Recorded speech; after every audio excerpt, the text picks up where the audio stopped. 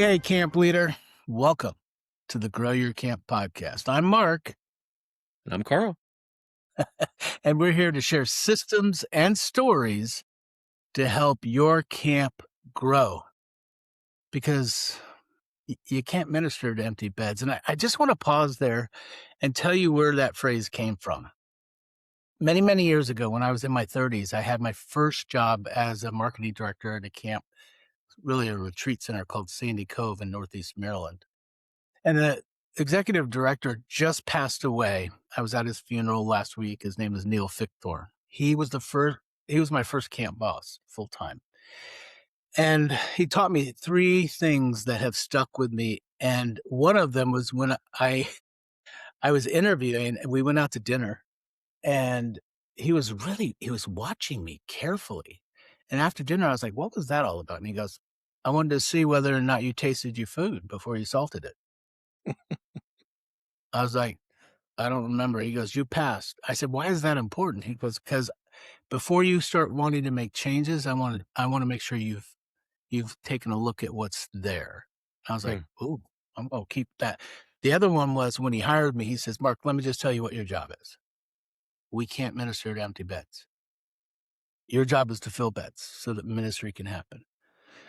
And the third thing he taught me was, we came back from a Christian camp 3CA convention. It was really big. And I said, "Why did we go to this? Like 80% of these camps are really small." He said, "Mark, we do not go to get, we go to give. And I want you to start doing marketing seminars at those things." So I'm like, "All right, boss." So today, this episode is in honor of Neil Fichthorn, who at 91 years old left a legacy of leaders that he invested in. And I'm very grateful for that. I'm also really excited that we have Casey Fuerst with us. And if you don't know Casey, she's the owner of Tic Tac Toe Marketing. We actually did a webinar together during COVID. But today's focus is about messaging and clarity and brand positioning, because the core problem most camps have, maybe it's the problem you guys have, is that the websites are cluttered. They're unclear. Which limits booking, limits growth. And as Donald Miller of the StoryBrand says, you got to use the caveman test. In the first 3 seconds, you got to tell them some things. So that's where we're heading. And now it's time for our quick marketing tip with Carl.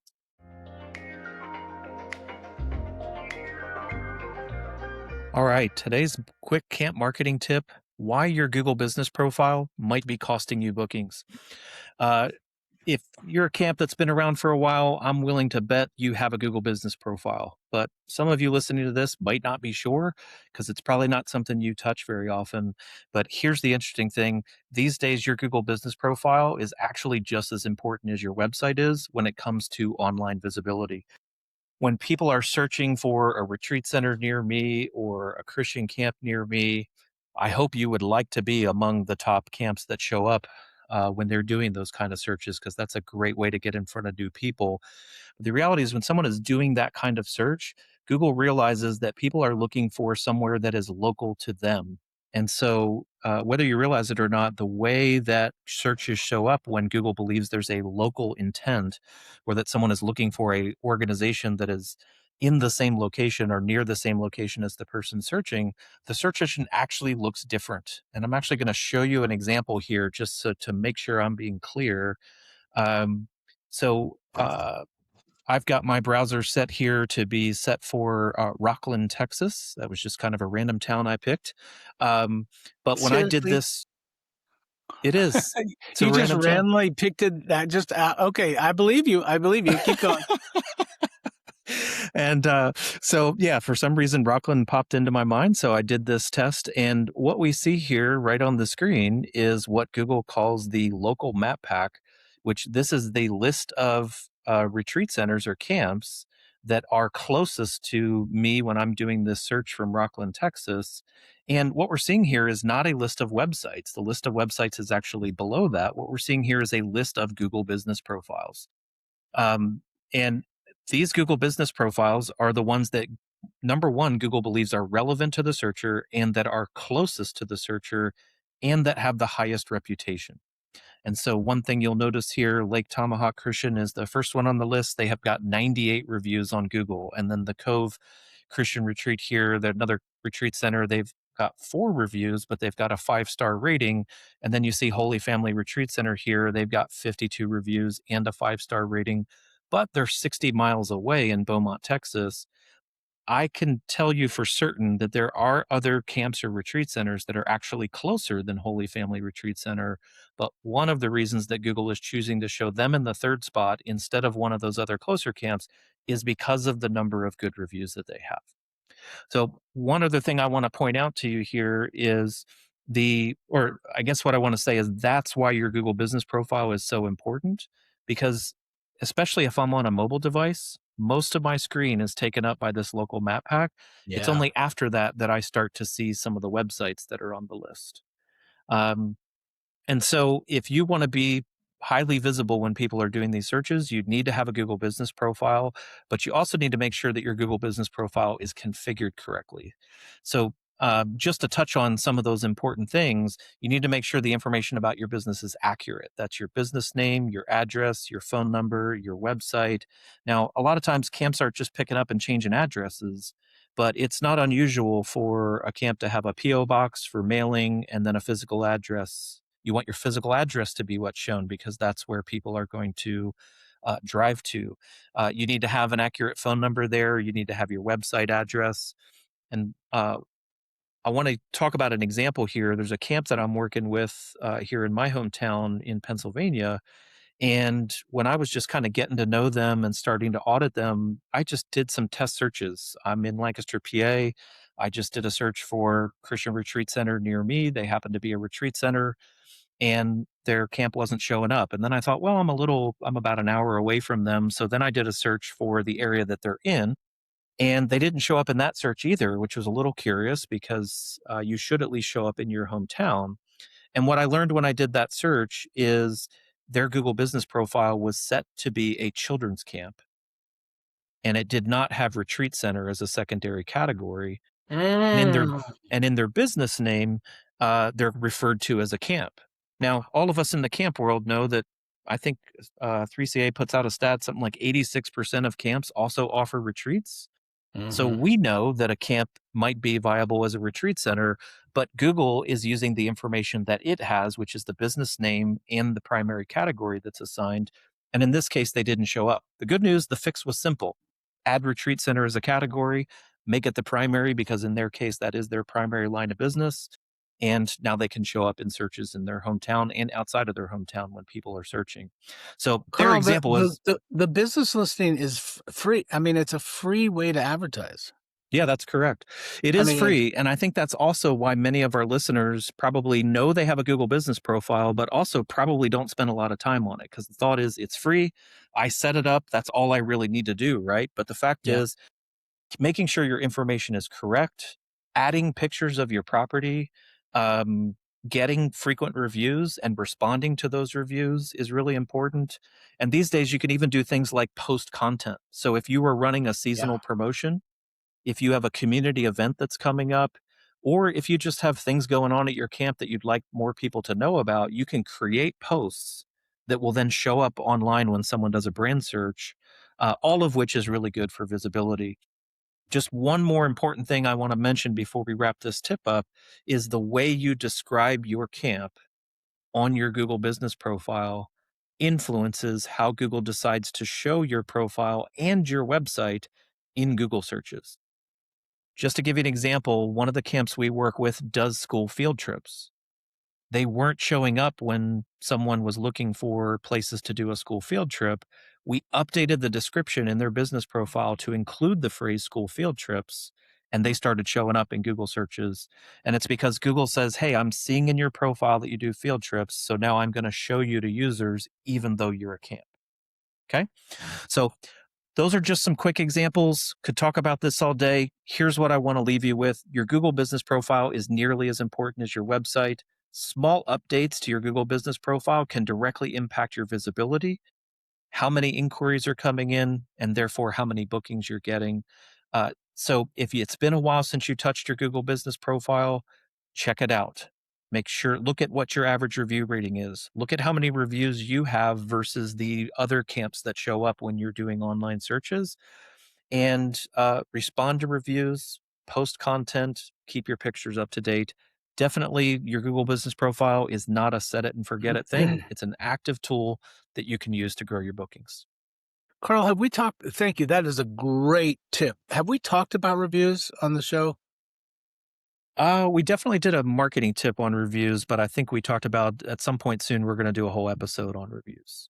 Okay, well, look, hey, listen, camp leader, that episode is, we're going to teach you how to respond to negative reviews. The deer have guns. It was a short tip, but how to get the reviews, how to respond to them, that's really critical. Carl, thank you. You speak from firsthand experience, which we are not theorists here at Grow Your Camp at all.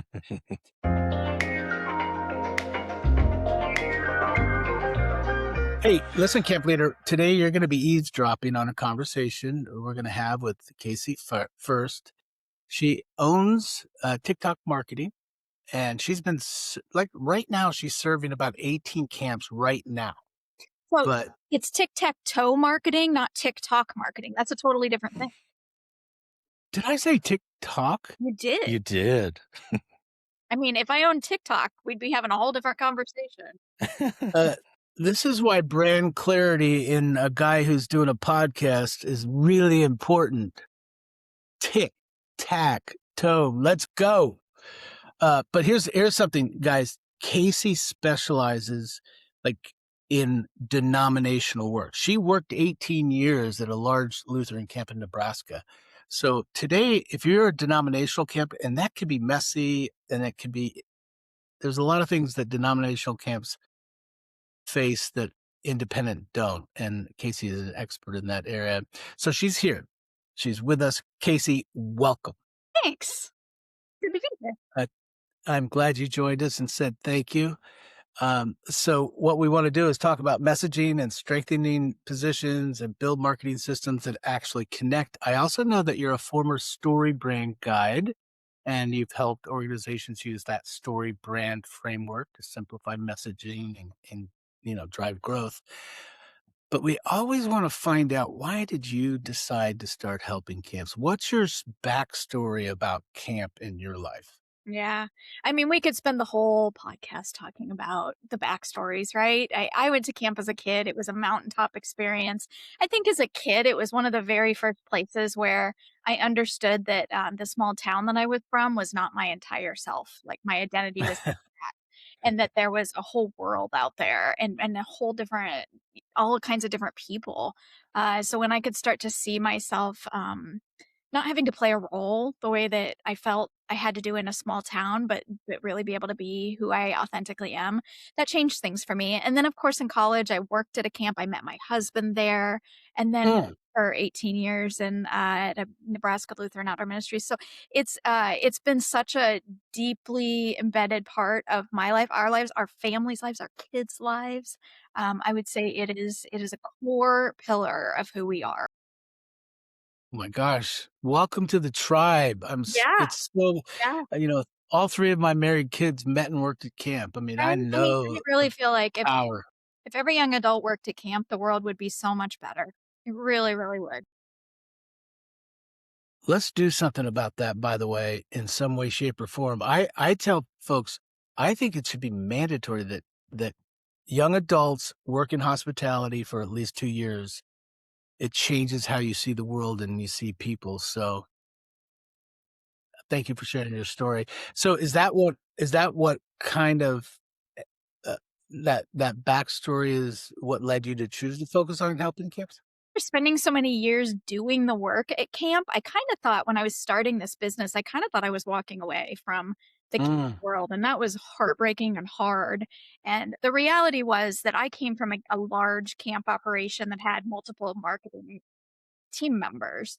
And when I left that, what I discovered is the beautiful, beautiful network that I had built during my time there. Immediately wanted to tap that knowledge and resource base that I carried with me. And so they kind of followed and started asking for things. And over, the course of a couple of years, just a lot of trial and error, developed some offerings for camps and how we started working with them. And then just the ability to step into a place that most camps don't have, that marketing person, and Hmm. be a resource that can make an actual impact is so meaningful to us. And now I've built a whole team and it's meaningful to all of us. And so I can't ever imagine it not being a part of what we do. Mm. Yeah, that's DNA. That's not. That's I like to say there's missionary work and there is um, apparently I don't remember what I said. It was really profound. Yeah. So some people work because the mission invigorates them, but some are just paid. What is it called when you get paid to go fight a war? Mercenary? Thank you. Yeah. Gosh, So Carl. missionary versus mercenary. Got it. Yes, and you That's had the good. missionary heart, whether it's religiously shaped or not, it comes from that very Absolutely. deep place. So let's talk about messaging problems with camps because you've looked at hundreds of camp websites. When you look at a typical camp website, what do you notice most? Good question. I of course I'm always looking at it through a marketing filter. So I'm a little bit different than what I think your average kind of person. What I try to do is turn on the average person filter. I try to turn on the if I were a parent looking at this site, what would I see? If I were a retreat guest, what would I see? But mostly I'm looking for simplicity. Right. I think, and we'll talk about this, I know, but we camps are notorious for trying to put everything on the front page of their websites. Right? And so, I'm looking for, is the message simple? Can I quickly understand who you are and what you do? And maybe even why you're different than other camps. So, I mean, they're kind of it's the Donald Miller grunt test. It's the, can I grunt out what is this camp and what makes them special in the first few Oh, seconds? And that's what I'm oh, looking oh. for. Yeah. Yeah. Let's talk more about that in a minute. You use an analogy you call the hall closet. Tell us about that. Yeah, I mean, this was born because of my kids. So to be clear, this is a personal frustration of mine.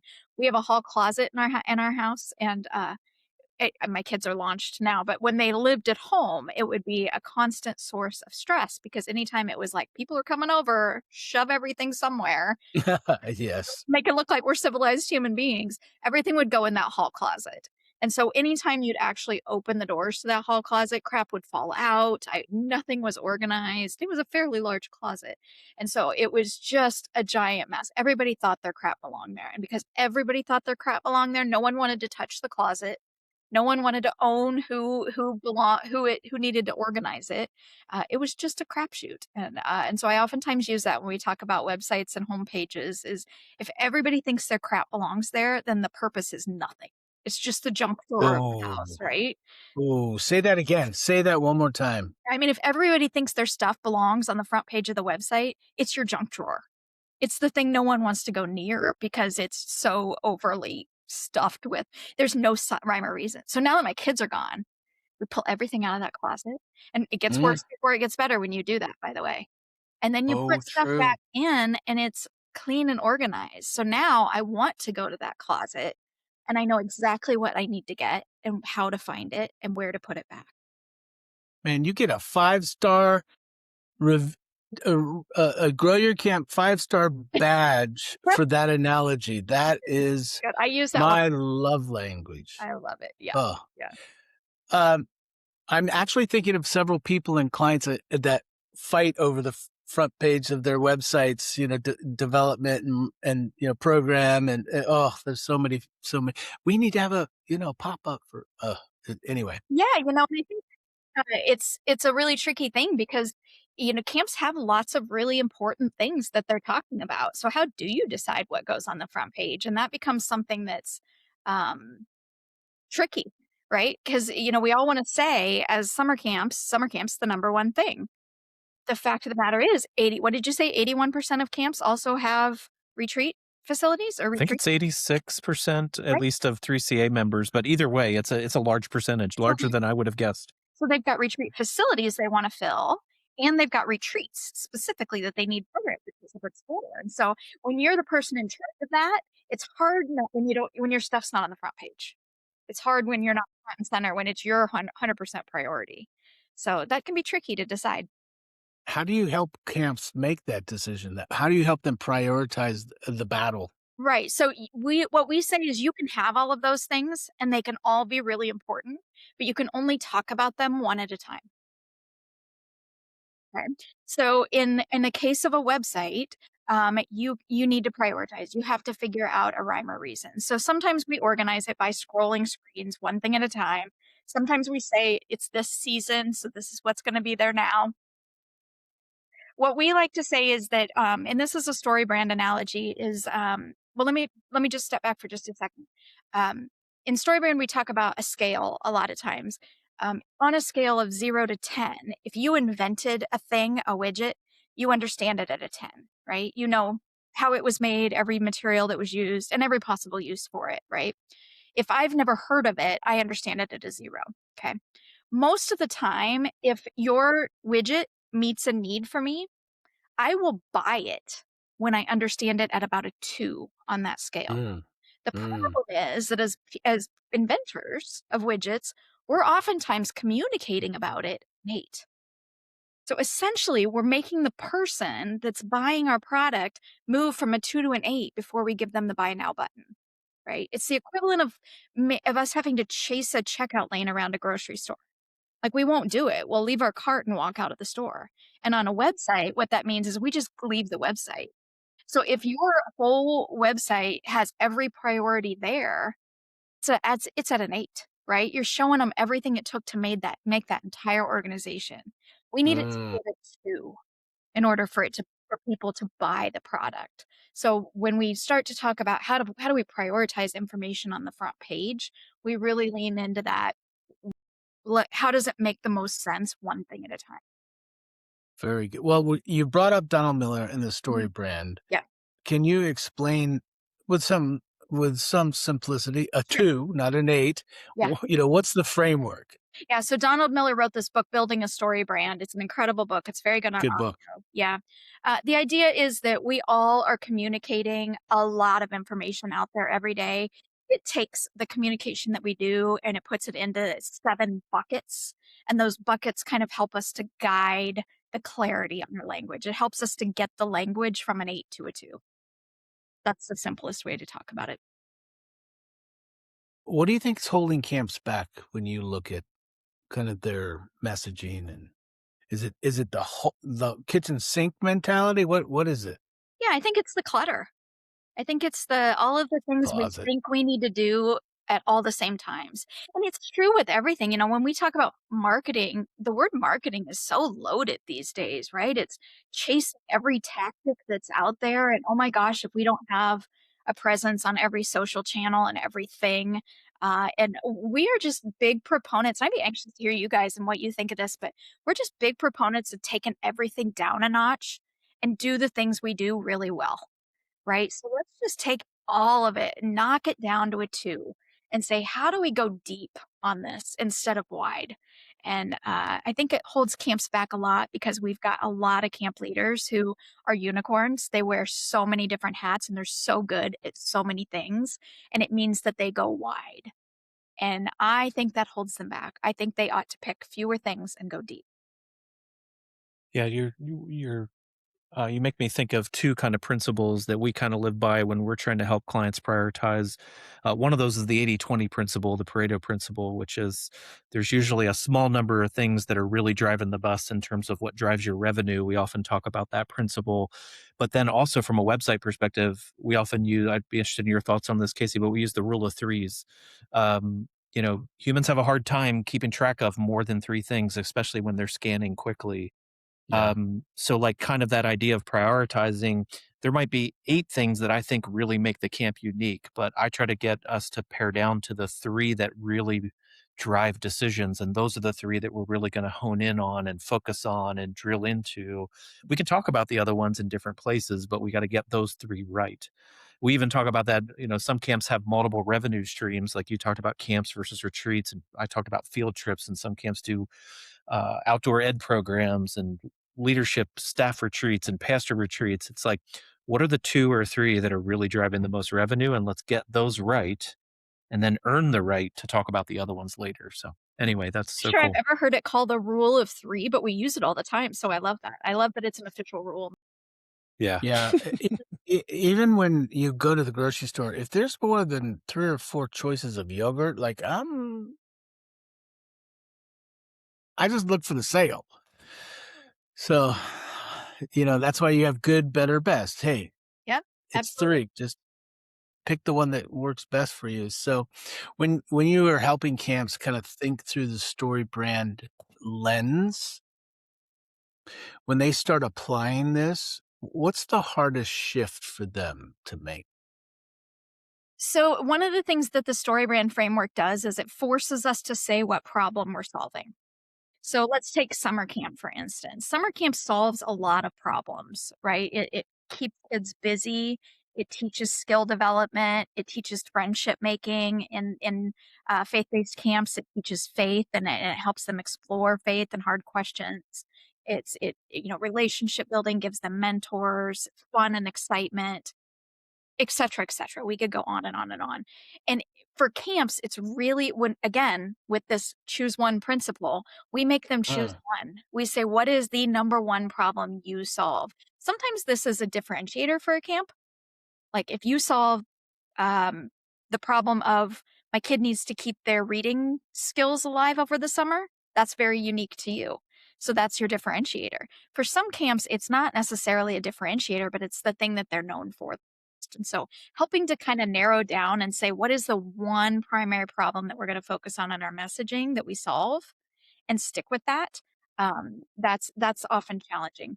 Let me back up a second though and say that StoryBrand is not a logo. You can change your messaging.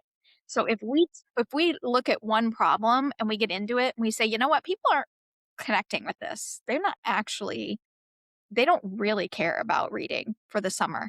Then we talk about what else? What are the problems are we solving that we need to focus on in our marketing instead? So it's not written in blood, as we like to say. Hmm. Is there something you do or a process that you do to help the camps decide what is their one thing? Yeah, I mean, when we do this kind of messaging, we're typically working with a team, typically their leadership team on the staff, depending on who that is or how large the organization is. Sometimes they'll pull in a board member or two. Typically, what we say is we want a variety of people that know different parts of the camp, but also have been around enough to know the institutional kind of value of the camp. And we really work through this process, and we put all the problems they solve on the board, and then we say, Mm. what would the message look like if we focused on this problem?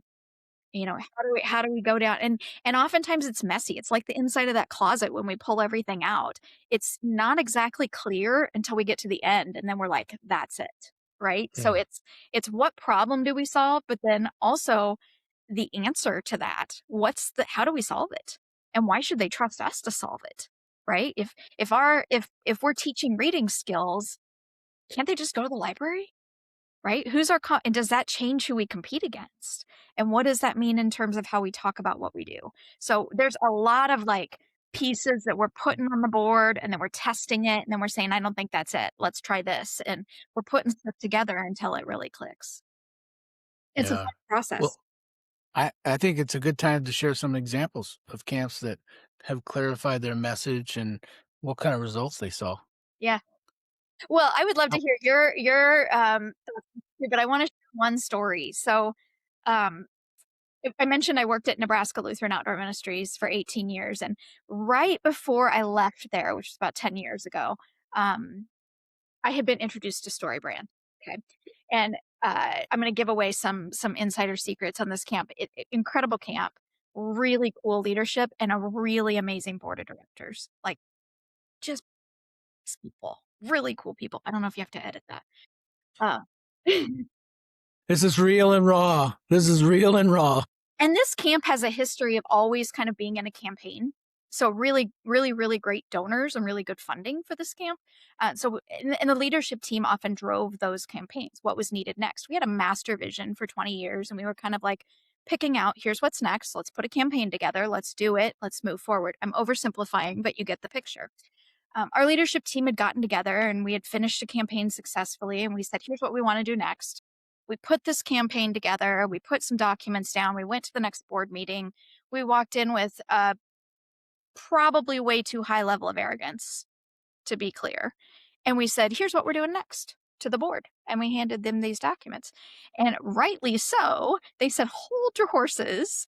Like, there is nothing in here that tells us why this is important. You've not reminded us what problem we're solving. You haven't done the work on this. We're not just going to do this because you guys know what you're doing. We know you know what you're doing, but this is not our job, is to make sure you're doing it right. So they challenged us to try again, right? Basically, it was like a try again. Nah.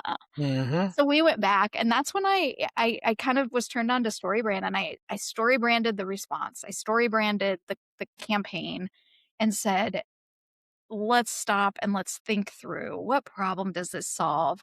How does it solve it uniquely?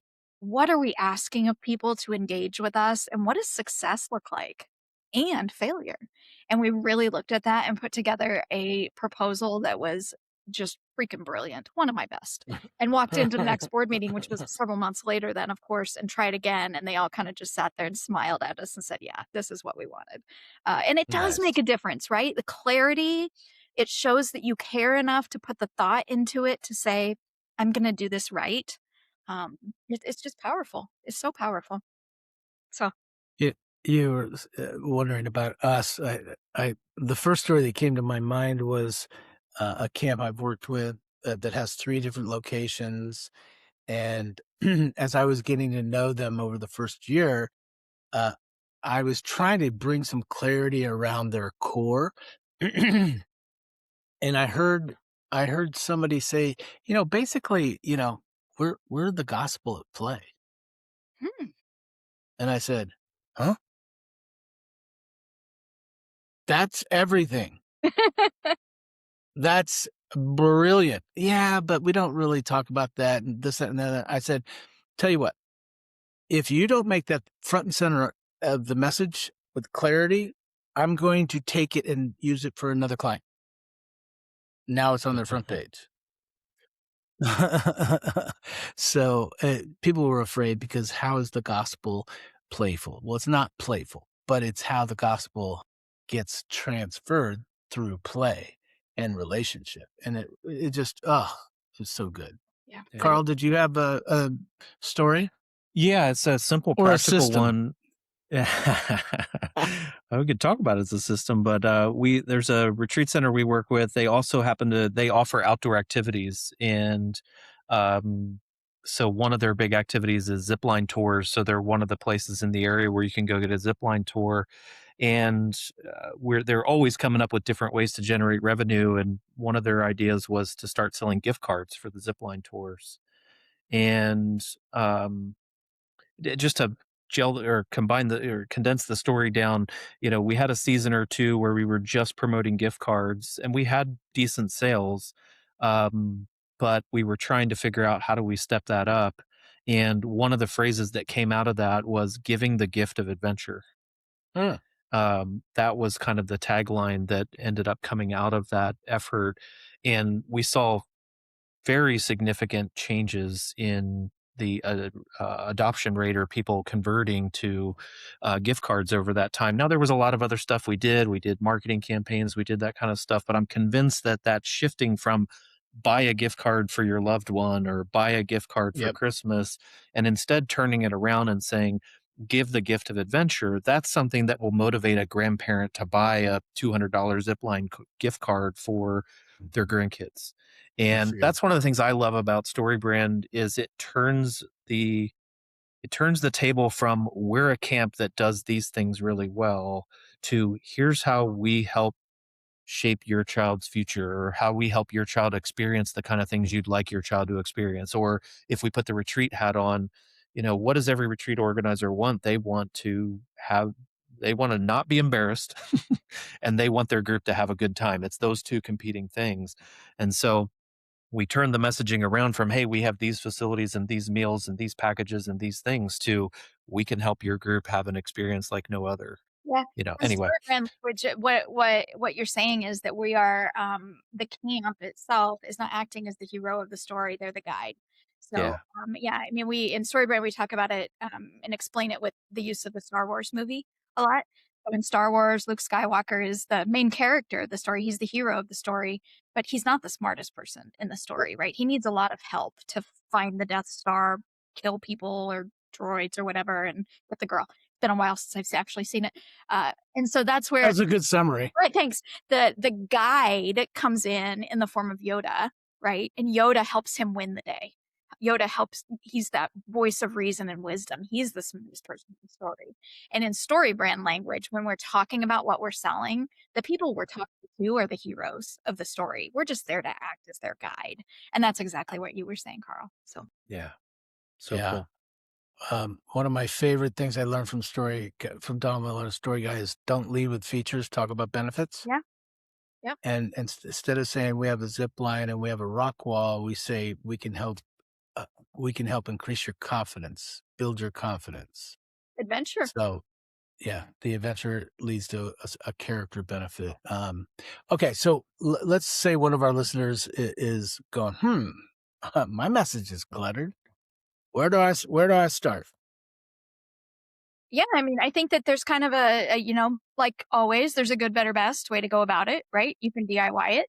Go get the book, read the book, see if it helps you, get any clarity, right? Try to work the process yourself. Sometimes that's challenging. And if that's the case, then, maybe we get on a call and we do some coaching with you on that. And the kind of like the best category here is where we come in and help lead workshops around with your leadership team and maybe even your board around how do we message what we're talking about? How do we not just have a message to hand out to people, which is helpful, but also how do we learn this framework so that any new thing we have come up, we can easily convert it into this framework that makes things clear. Clear is kind, clever is not. Clear is kindness. Clarity is kindness. Oh man, there's so much wisdom behind that. Well, Donald If Miller, by the way, let's just, yay done. Yay, done. I had a guy who I hired at Sandy Cove actually, and he was the program guy, and he goes, "Mark, before he took the job, what's your leadership style?" I said, "Great question." By the way, I tend to hire people who ask good questions in the interview, not who have great answers, because curiosity is of high value. But anyway, he goes, "Tell me your leadership style." I said, "Well, Sandy Cove sits on the headwaters of the Chesapeake Bay." I said, "See across the water there? I want you to get there by Thursday. You have $1,000 budget. Clarity is kindness. Get there some way, somehow, sometime, whenever, whatever." Ship, I'm just going to tell you what the assignment is. I need you to get there on your own. I love that. Yeah, That's great. yeah. So good. Well, okay. So just wrapping up here. Um, what's maybe one of the mistakes you see camps make when they're trying to fix their messaging on their own? Trying to fix it on their own. There you go. You can DIY it. If you're a real strategist, really somebody who can synthesize information well, that's good. But so many times, camp leaders, you're one of them that's stuck in the mess of it. You can't see the forest for the trees, and having somebody else come in and facilitate that conversation is a key to getting there faster and better. Thank you. Do you have any questions or topics that we missed that you think a camp leader would appreciate? I'm curious with the work that you guys do, like where are you seeing messaging that is the most powerful? Is it websites? Is it social media? Is it videos? Like where are you seeing messaging work really well? Okay. So this is what I've noticed. Besides the creative component of messaging, I've noticed that Meta is the interruption. And so for moms who are thinking about sending their kid to summer camp, when we do Meta ads, we get engagement when we're targeting those moms. Whereas in Google, it's intent-based. I'm just looking for a Christian camp near me, or I'm looking for a camp near me.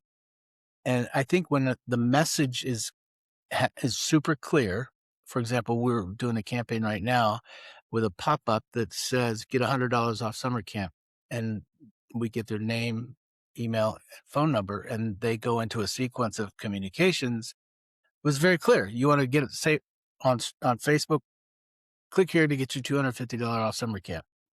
And then we start a relationship with them.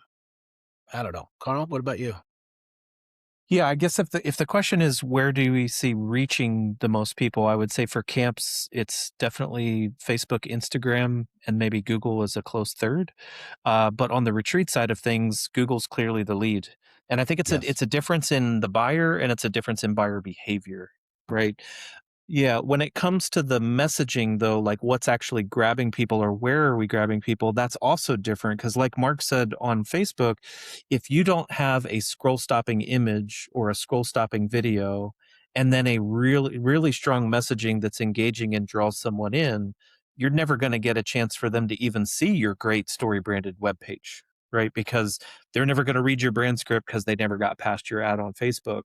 On the Google side, I agree with Mark that because it's intent based, it's not that the messaging isn't important, but there the goal of the message is confirm that your ad meets the user's need. So if I was searching for Christian Retreat Center near me, the headline should say Christian Retreat Center, not we offer the best experiences, even though that doesn't sound as cool, you know. But then the description should have some nice grabby messaging on it. And I would argue in both of those cases, however I'm attracting people, when they get to the landing page, that is where that StoryBrand framework has to really play front and center, because I have to know that I got to the right place. Then I have to know I have to have a reason to stay, and then ultimately I have to have a reason to buy. Right. And so I would say that the medium with which you're reaching people, like you can focus a lot of time and attention on the website, but you have to put nearly the same amount of time and attention on the medium with which you're reaching people, whether that's a Facebook post, an email, a Google ad, or even just the way a page on your website is described, because that's what they're going to see when they do an organic search. And I would add, follow the data. So if Mm. you're running 4 different campaigns on social and you have one video that's outperforming 10 to 1, put more energy and money into that video. But you're not having arguments about creative. You're actually just easily making a decision based on the data. Yeah. Do you see a difference in messaging when we're talking about social media, email that reaches current audiences versus new audiences? So we Mm. know that, you know, current audiences don't need as much of the kind of basic, we're located here kind of message. So there's some obvious differences in messaging, but are there things that are clicking more with brand new audiences, maybe paid ads or cold email outreach that is that's surprising? Yes. Mm. I could tell you one of our clients, Mount Hermon Adventures in Northern California, it was like 63% of all of the adventure passes that we've helped them sell in the last 4 months were new people. Wow, that's great. Yeah.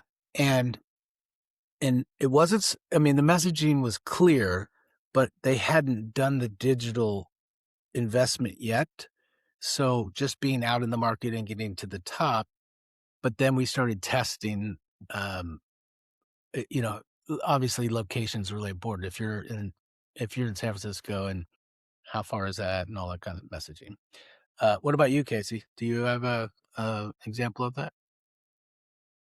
Well, we're testing a lot of stuff right now, which is why I was asking the question. We're doing some cold outreach campaigns. So camps, especially denominational camps, are often tied pretty significantly to the groups that they serve, meaning the congregations that they serve Yep. within. And finding new audiences is more and more challenging for them, especially Yeah, in the competition of other camps. So we're that's a good doing some point. testing right now with a couple of different camps on cold email lists and how we get to them. And certainly we're seeing some things come to light. Nothing that I'm like so solid on that I would want to share with an audience at this point, but it's fascinating to see what people respond to and what they don't, and everything from words that they click on to subject lines make a difference. Yes. Oh my gosh. A subject line is an ad for the admin. You get them inside. So how do you get if your name of your camp is blank Lutheran camp? What I'm thinking, if I'm not Lutheran, that's not for me. Yeah, I mean, to some extent, that could possibly be true. In those cases, you know, if they are really ingrained and embedded in their theological tradition, then we're obviously looking to expand with affinity groups. So friends of friends, right? So instead of going for geographical reach, we go for who is your core group of people already connected to? What's that one circle out? And then two circles out if we have to, right? Depending upon what that looks like. But the geography is less important in those cases than the connection to the affinity to the theological base. We could go on forever. I love this conversation, Casey. If you connect with Casey, her spirit, her direction, maybe you're a large denominational camp, just go over to her website. It's Tic Tac Toe Marketing for Camps.com. Tic Tac Toe Marketing for Camps.com. Casey, thank you so much for spending some time with us at Grow Your Camp podcast. You guys are great. Thanks. Yeah, Casey, thank you so much. And listeners, thank you for listening in. We hope that this message was an important one for you. I would tell you that we learned about StoryBrand about halfway through our journey. We've been doing this. We've been helping camps for about 12 years as an agency, and a couple years before that as a camp team member. And about halfway in that journey is when I learned about StoryBrand, and it completely changed the way that we kind of approach things. We always start with the brand script because it just helps clarify what are we really trying to do and kind of paves the way there. So I appreciate that you've made it this far in the episode. I encourage you, if you liked this episode, do something with it. You know, whatever is most important to you right now, whether that's getting more campers in or getting more groups in or getting more individuals to sign up for your retreats, get the book, watch a video, go, chat GPT it, get some information and just play around with it. And if you need help, call Casey or call someone else. Mark or I can help you with those kind of things too. But I just encourage you to sit with it for a bit, look at your website, show it to a few friends. Does it pass the grunt test? And if it doesn't, work on this. And if this impacted you and you know someone else who might benefit from it, we would just ask you to share the episode with them. And if you haven't done so yet, subscribe. We're on YouTube, we're on Apple, we're on Spotify. Subscribe on whatever platform you like best so that you can get fresh episodes, share it with your friends, and check out some of our other episodes. We cover a lot of different topics. And if we haven't covered something, Carl, hold on. I'm going to interrupt. Go ahead. This is a celebration day for us. This is a little insider stuff. This is our 10th episode. The average podcast lasts 7 episodes. Hey, when someone goes, let's do a podcast, it lasts about 7. So we're celebrating that. We just hit 500 downloads. Carl told me that one of our clips got 36,000 views. I'm like, there's 36,000 camp leaders in the universe? Oh my gosh. So we're just celebrating, and just go to the Grow Your Camp podcast.com. You can connect with Carl and I to get things rolling on your own journey as well. Yeah. Carl, you want to wrap us? Yeah, and if we haven't covered something you really want to hear about, as long as it has to do with growing your camp, it's a good topic for us to cover. Go to that website Mark just mentioned, growyourpodcast.com. There's a big submit topic button. You can record your question. We'll feature it on a future episode. So just as we close here, I just encourage you, take action with the things you're learning here. Clarity and visibility are things that you can improve for your camp right now. You can improve the messaging on your homepage, and you can check your Google business profile and make sure you've got the right category, got the right information, and ask guests that have stayed and had a good time to leave you a good review. With that, let's grow together. We'll see you on our next episode. Grace and peace.